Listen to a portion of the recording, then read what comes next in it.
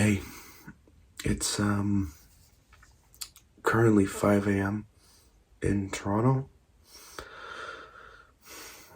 Time to watch Zack Snyder's Justice League.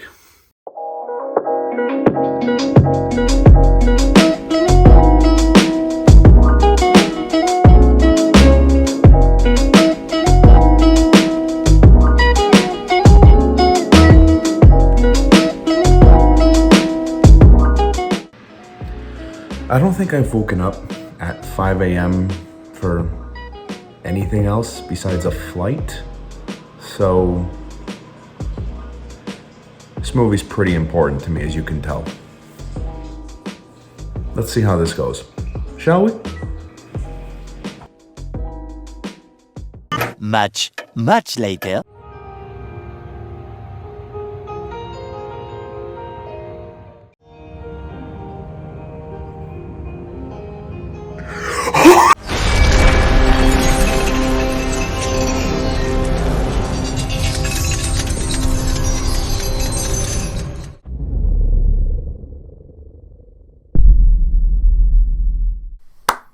Okay, I really hope you enjoyed that prologue. I can't believe I shot footage at 5 a.m. in the freaking morning, but whatever. What's going on? Nick Pulmanakos here, back with yet another video essay. And for this part of the video, I decided that I was going to tell a story.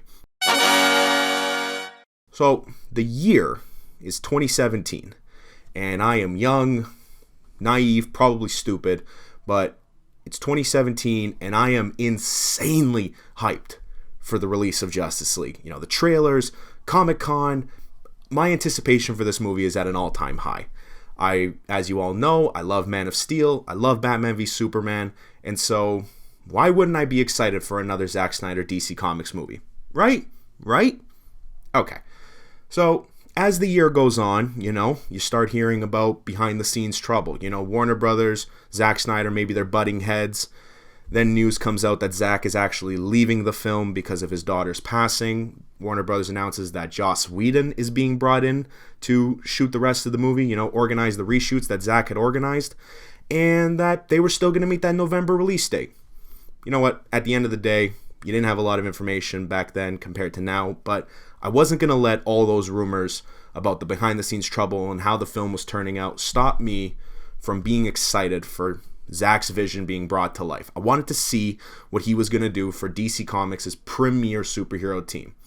So, I drag 10 to 15 of my friends to Scotiabank Theatre in Toronto.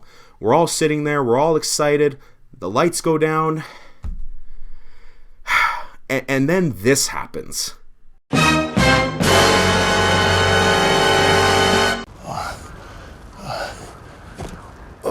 Yeah. Oh, something is definitely bleeding. Justice League 2017, the theatrical cut of Justice League, is horrendous. Like, it's mind-bogglingly bad. I don't understand how any of that was allowed to be put onto a big screen. And you know what the worst part is? During the movie, right when Superman comes back to life, I got a nosebleed. Like leave your seat, go take care of it, kinda nosebleed. In hindsight, there were a lot of things telling me that this was not going to be a good experience. Now that was 2017 though, and a lot has changed since then. New DC movies, changes in leadership, and actors leaving coveted roles. Please, Ben Affleck, come back. But you know the one thing that hasn't changed since 2017? Fans' devotion to seeing Zack Snyder's original cut of Justice League fully realized. The cut that doesn't include any of Joss Whedon's nose-bleeding-inducing reshoots, that restores deleted characters and brings back the story arc that began with Man of Steel. Fans, we never let up. And you know what? In May of 2020, we were finally heard. It happened. HBO Max announced that Zack Snyder's Justice League would premiere on the platform the following year. Truth be told, I couldn't believe it. I was honestly in a state of shock, to be honest. And so, here we are. I woke up at 5 a.m. on March 18th to watch this thing, and since that day, I've seen it about 5 times. And so, I bet you're asking, Nick, what did you think of the movie? Well, my keen viewer, I just want to say that Zack Snyder's Justice League is absolutely freaking fantastic, and it is one of the best superhero movies I have ever seen. You know, normally I would apologize for an outburst like that, but I can't even. This movie freaking rules, so I will not be apologizing for that outburst. Zack Snyder's Justice League is a superhero epic with action scenes that rival the best of the best in cinema. Zack Snyder's Justice League is a story about overcoming grief so that you find the hope to feel whole again. And Zack Snyder's Justice League is pure vindication for a director and his fans who are finally able to see a true artistic vision brought to life. It's a movie that has become cemented in cinematic history, and in my opinion, will go down as not only one of the greatest comic book movies ever made, but the quintessential DC Comics movie. We interrupt this program for an important news announcement. Hey, me again. Jumping in here to say that this video will have minor spoilers for Zack Snyder's Justice League. If you want to watch that movie totally blind, turn this video off, go witness greatness. I promise I'll be here when you get back, but this video will have minor spoilers for Zack Snyder's Justice League. Cool? Cool? Cool? Cool? Mine? Alright, sweet. Let's get on with the video, shall we?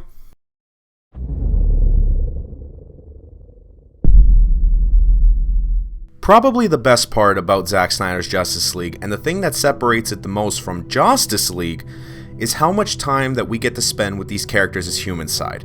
I praised this exact thing in my Man of Steel video, go watch it, and I'm doing it again here. Thanks to that 4-hour runtime, we have ample time to flesh out these characters and truly understand why humanity sees them as gods living amongst them, but why, at the end of the day, they'll still always be human.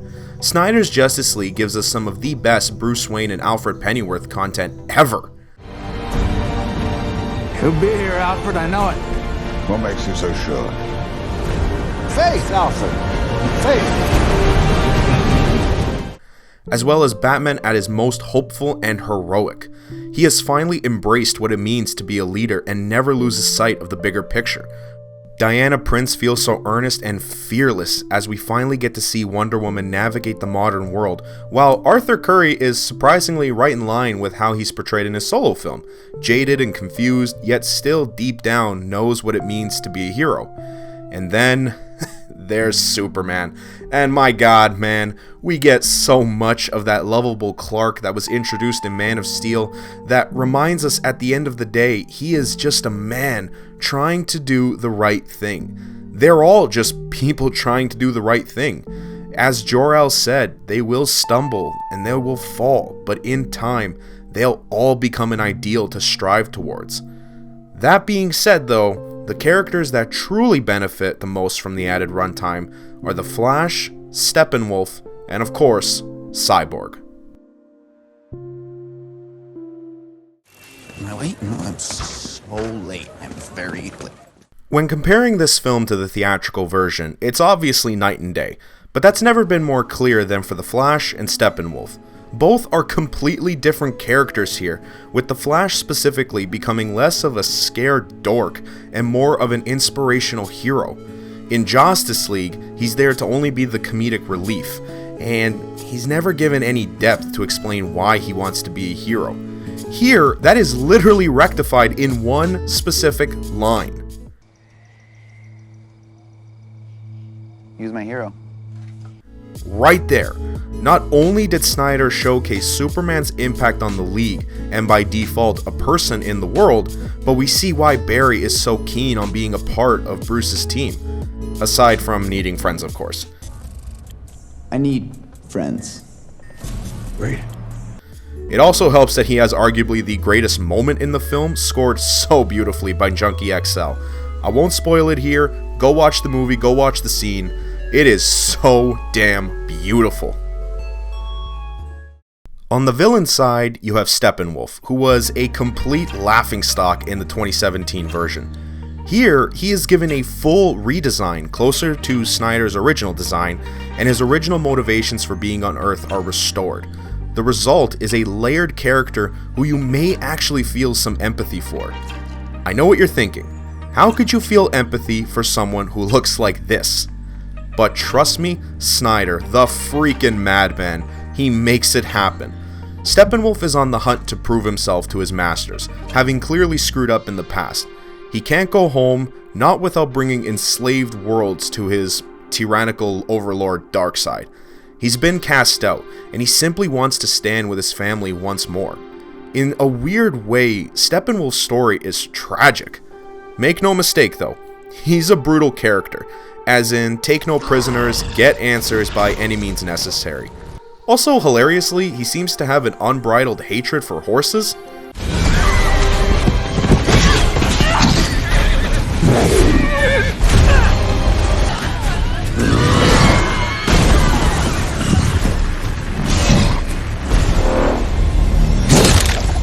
All that to say, there's a reason why you don't end up feeling all that bad when Superman shows up to kick his butt with the rest of the League. And then there's Cyborg. The day we were all up on the wall for the first time, it was like watching my 8-year-old dreams come true. It took me back to those days watching the cartoons. I almost shed a tear. I will say I held it together pretty good. It's groundbreaking. As Zack Snyder has said in the past, Cyborg is the heart of this movie and the glue that holds this team together. From the moment he's on screen, we immediately empathize with him, as we see that he's clearly in emotional turmoil over what he has become. Victor Stone sees himself as broken, alone, unable to live the life he once had. His father, who inadvertently turned him into this cybernetic form, tries to be there for him, but years of being emotionally distant has driven an almost unbroken wedge between him and his son. Cyborg's story is heartbreaking, emotionally resonant, and most of all, human. It's what Snyder and writer Chris Terrio do best. Take these godlike characters and make them more human than human. Victor's growth through this movie is so powerful to watch, as we see a man who can initially barely look at himself become a pinnacle of hope and a message to all those who are hurting. Know this: you aren't broken and you're not alone. The world is better with you in it, and you can't ever forget that. We interrupt this program to bring you a news flash. Hey, I apologize. I know I'm popping in here a lot. I just wanted to say that in addition to the characters that I just spoke about, there's actually one other character that very much benefits from, Zack's original cut of Justice League, and that's Lois Lane. She's played beautifully by Amy Adams, and she has this really, really amazing arc also in relation to, Cyborgs, about overcoming grief. And I was going to talk about her and that arc, but while I was writing that paragraph, I came across this essay online from comicbookdebate.com, shout out Shiraz and the Faruqi Bros, written by Donna Harrington. I really hope I'm pronouncing your name right. I apologize if I'm not. I'm going to link Donna's essay below because she explains Lois's arc probably better than I ever could. So go give that a read. Go check out comicbookdebate.com. All right, on with the rest of my video.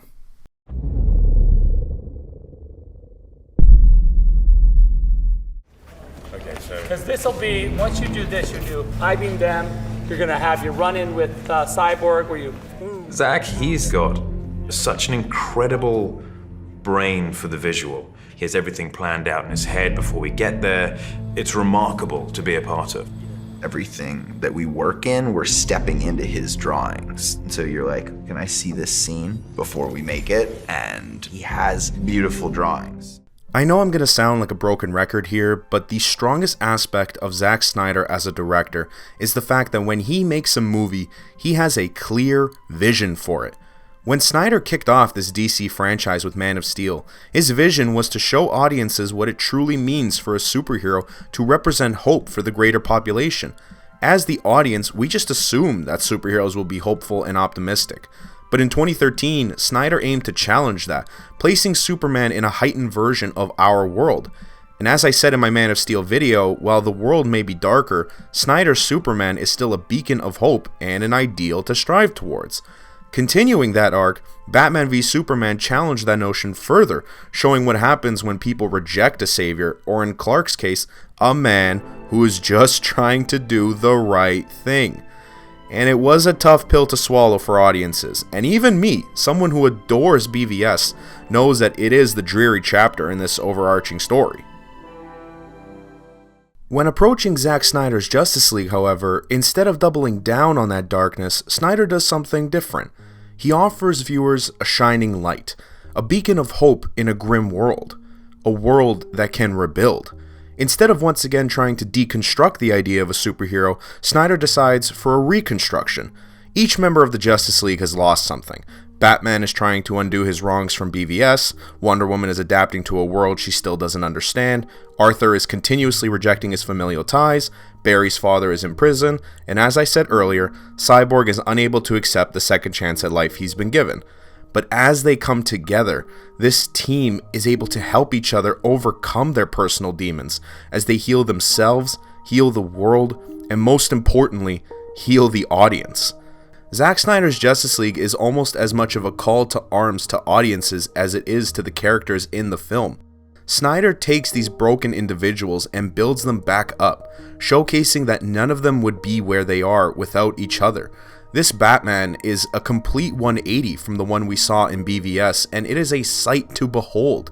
He is done trying to fight alone. He knows that an age of heroes is necessary to fight the darkness that continues to try and engulf this world. Snyder shows that through kindness, faith, empathy, hope will always persevere. Even if Snyder were to get the chance to flesh out the Nightmare timeline in Justice League 2 and maybe even part of Justice League 3, we know that no matter how dark things get, we must stick together. Because like the Justice League, we are stronger united. Yeah! Watching Batman get this team together, seeing Cyborg act as the glue that keeps them together, and having Superman be the guy that inspires them all, it just exudes such a feeling that you can't help but have a stupidly big smile on your face once that final battle ends. It is a vision redeemed for Zack Snyder as he broke these heroes down and reconstructed them into the ideal that Jor-El first speaks of in Man of Steel. There is such a warmth to seeing these individuals reach their highest potential, not alone, but together.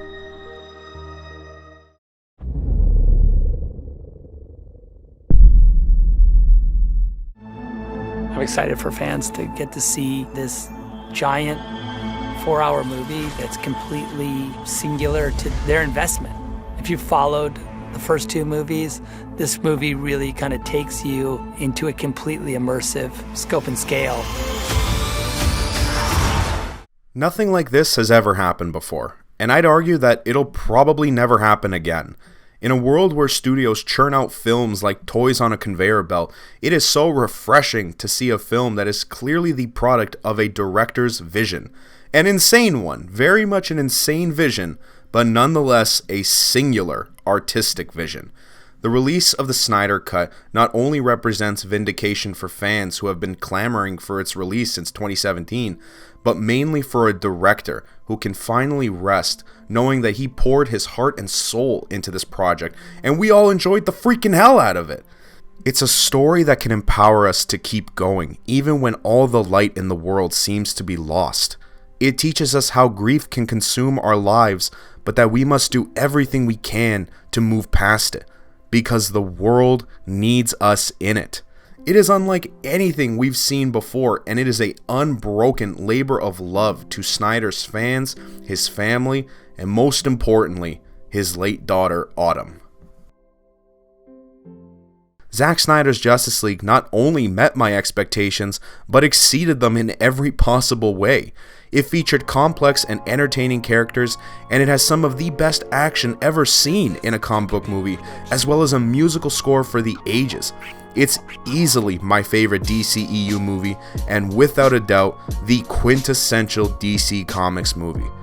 And all I can really say at the end of this video is, thank you, Zack Snyder, for all of this. Hello amazing YouTube community, thanks so much for checking out my Zack Snyder's Justice League video. As always, don't forget to like, comment, and subscribe. You can find me on Twitter at NickManakos. I've been Nick Pulamanakos, and I'll see you guys in the next video. Later guys.